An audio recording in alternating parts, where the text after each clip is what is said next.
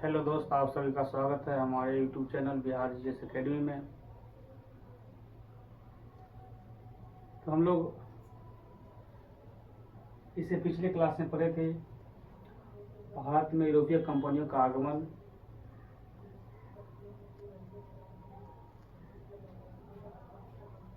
यानी हम 4 कंपनी के बारे में विस्तृत जानकारी लिए थे। अब हम आते हैं,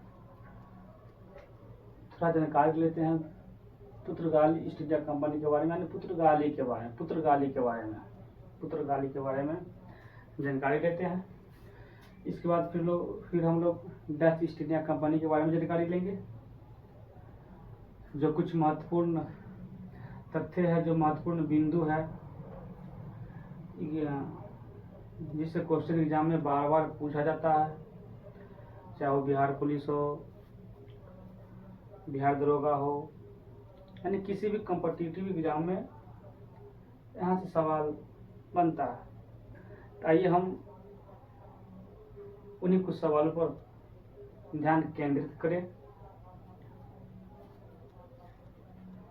तो हम बात करेंगे पुर्तगाली के बारे में।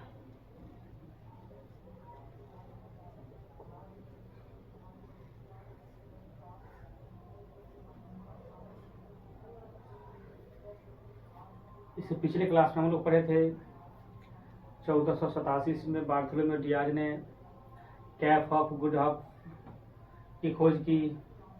फिर 1492 में कोलंबस ने अमेरिका की खोज की। फिर 1498 में वास्को डी गामा यानी समुद्री मार्ग से भारत की खोज की। और उसके जो कुछ उसमें कुछ पॉइंट बच गए हैं, उसको हम लोग क्लियर करते हैं। सबसे पहले पुर्तगाली ईस्ट इंडिया कंपनी यानी कि 1498 ईस्वी में भारत में आई। यूरोप महादेश के 2 देश स्पेन और पुर्तगाल, यूरोप महादेश के दो देश स्पेन और पुर्तगाल,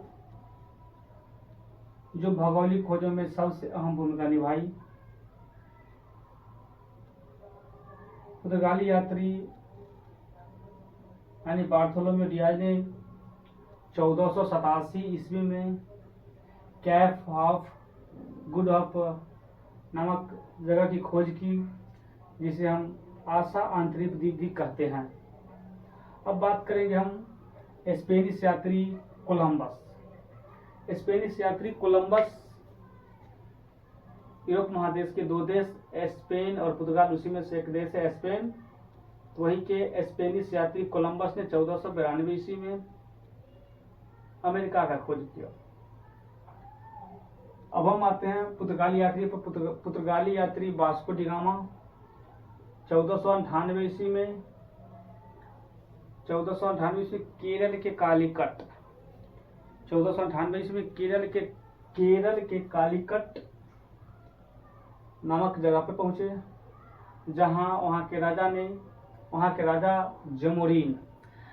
जमोरिन ने वास्को डी गामा का भव्य स्वागत किया। ऐसा नहीं कि वास्को डी गामा का वहां स्वागत भी हुआ, ताकि अरबी समुदाय के व्यापारी द्वारा इनका विरोध का सामना भी करना पड़ा। यानी अरबी समुदाय के व्यापारियों ने वास्को डी गामा का विरोध भी किया था। अब हम बात करेंगे भारत आने वाले द्वितीय पुर्तगाली यात्री की। भारत आने वाली द्वितीय पुर्तगाली यात्री अल्वेज कैब्राल थे, जो 1500 ईस्वी में भारत आए थे। भारत आने वाली द्वितीय पुर्तगाली यात्री अल्वेज कैब्राल थे, जो 1500 ईस्वी में भारत आए। अब अल्वेज कैब्राल से एक बात और याद रखनी है कि अल्वेज कैब्राल ने ही ब्राजील का खोज किए थे। तो ब्राजील का खोज कौन किए थे? Always Cabral. जब वास्को डी गामा यहाँ से पुर्तगाल गए मसला लेकर के, जब यहाँ के मसाला को वहाँ बेचे, अपने बाजारों में बेचे, तो उनका पूरा जो खर्च होता है वो खर्च काट करके 60 गुना एक्स्ट्रा मुनाफा हुआ।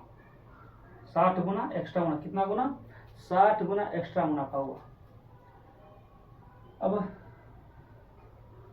पुर्तगाली व्यापार पर नियंत्रण पाने के लिए 1505 ईस्वी में पुर्तगाली गवर्नर और वायसराय का पद लाए। तो प्रथम पुर्तगाली वायसराय फ्रांसिस्को डी अल्मोड़ा बने। प्रथम पुर्तगाली वायसराय फ्रांसीसी डी अल्मोड़ा बने, जिनका पद 1505 से 1509 ईस्वी तक रहा। अपने पद पर अल्मोड़ा 1505 से 1509 ईस्वी तक बने रहे। तो आप लोग से पूछा जाएगा कि प्रथम पुर्तगाली वायसराय कौन थे जो भारत आए, तो आंसर क्या होगा? Francisco de Almora. अब इसी से ठीक समुद्र पर कब्जा पाने के लिए, कब्जा जमाने के लिए अल्मोड़ा के नेतृत्व में एक नीति लाई गई जिसे ब्लू वाटर पॉलिसी कहते हैं। यानी कि समुद्र में कब्जा पाने के लिए, समुद्र पर अधिकार पाने के लिए, समुद्र पर कब्जा जमाने के लिए एक नीति लाई गई जिसे ब्लू वाटर पॉलिसी कहते हैं, नीला जल नीति कहते हैं। कौन लाए थे? Francisco de Almora.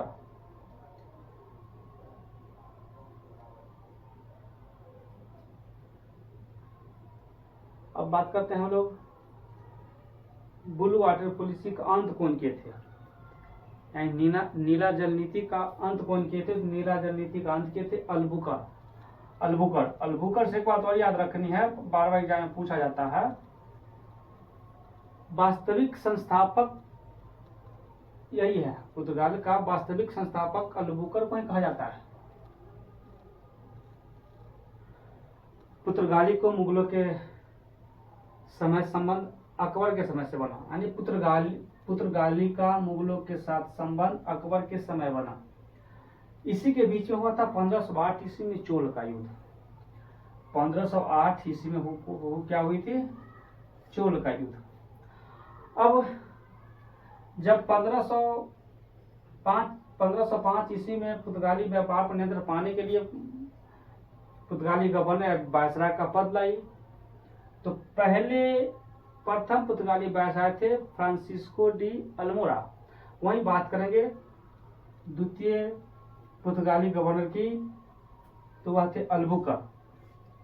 कौन थे? द्वितीय पुर्तगाली गवर्नर कौन थे? अल्बुकर। इससे पहले बताएं ना वास्तविक संस्थापक कहा जाता है, अल्बुकर को ही वास्तविक संस्थापक कहा जाता है। ऐसा नहीं कि पुर्तगाल यहाँ पे सिर्फ व्यापार किए, बहुत कुछ दिए भी हैं, जैसे प्रिंटिंग प्रेस का विकास, जहाज का निर्माण, ये सब पुर्तगाल का ही दिया हुआ है, पुर्तगालियों का ही दिया हुआ है। अब बात करते हैं वास्को डी गामा अपने जीवन काल में 3 बार भारत आए। एक बार 1498 ईस्वी में, दूसरी बार 1502 ईस्वी में, तीसरी बार 1524 ईस्वी में।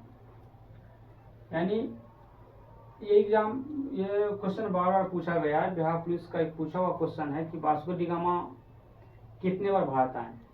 तो वास्को डी गामा अपने जीवन काल में 3 बार भारत आए। 1498 में पहली बार, 1502 में दूसरी बार, 1524 में तीसरी बार। अब बात करेंगे कि जो भारतीय सेना ने ऑपरेशन विजय के तहत गोवा को पुर्तगालियों से मुक्त करवाया था।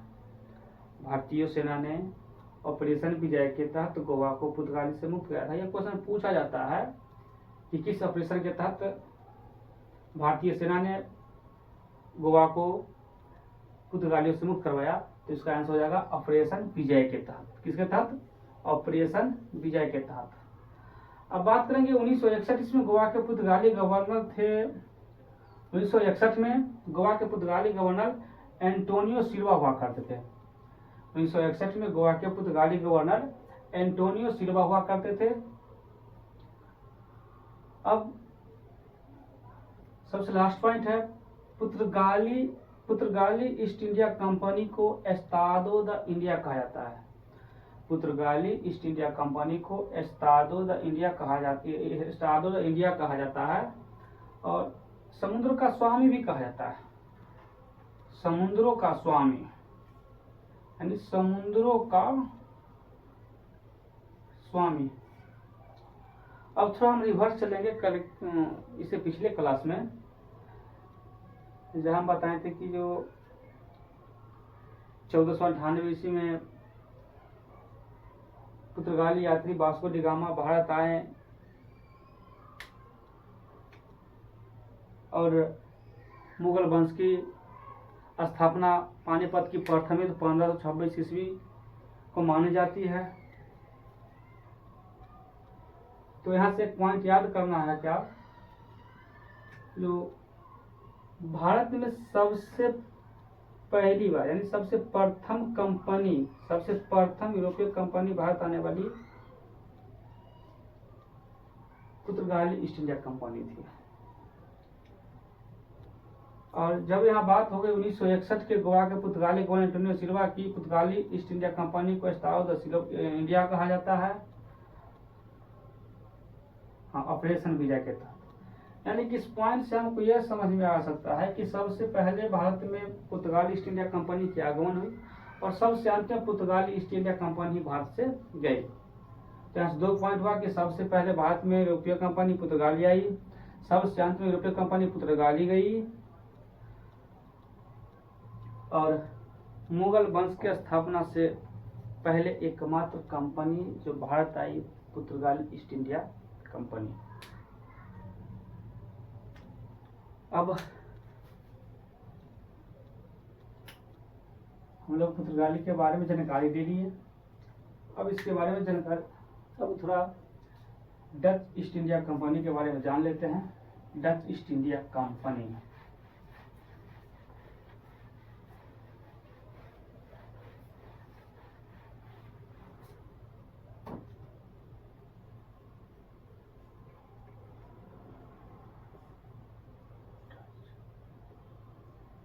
East India company, Dutch east India company.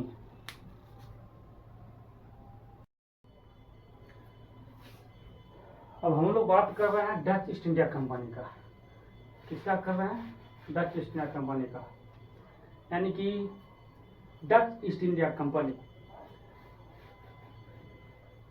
सबसे पहले हम लोग जाने कि डच किसे कहा जाता है। नीदरलैंड या हॉलैंड के निवासी को डच कहा जाता है। Netherlands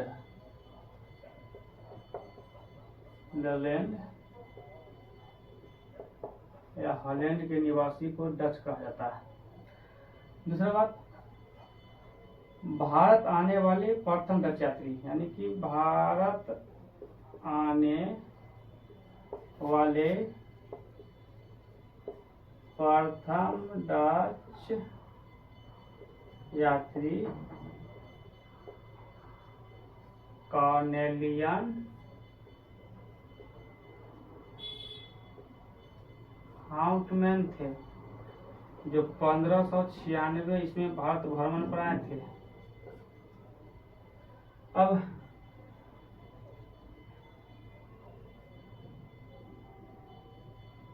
Dutch east India company की स्थापना 1602, डच ईस्ट इंडिया कंपनी का व्यापारी कोठी 1605 ईस्वी में मसूलीपट्टनम को, यानी कि डच ईस्ट इंडिया कंपनी ने 1605 ईस्वी में मसूलीपट्टनम को अपना व्यापारी कोठी बनाया। आगे चलकर नागपट्टनम को अपना व्यापारी कोठी बनाया। डचों ने भारत से ज्यादा व्यापार करने का रुचि इंडोनेशिया के साथ रखा था। डचों ने भारत से व्यापार करने की रुचि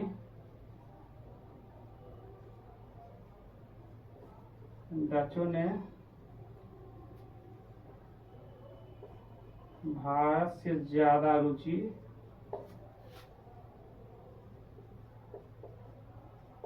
इंडोनेशिया से व्यापार करने में रखा। डच ईस्ट इंडिया कंपनी ज्यादातर व्यापार अपना भारत के पूर्वी तट पर करते थे, यानी कि डच ईस्ट इंडिया कंपनी ज्यादातर व्यापार अपना